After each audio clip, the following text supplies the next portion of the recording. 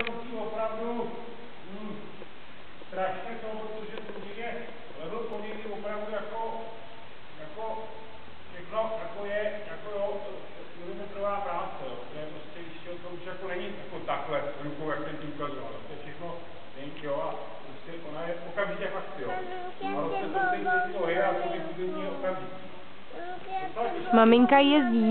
Maminka jezdí, počkáš chviličku, jo? No.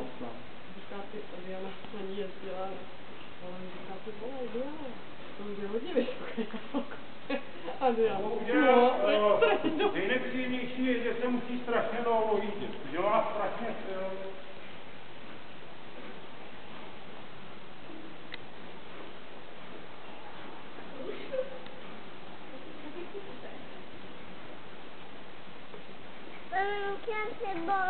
od první chvíle je adrenalin, od první vteřiny.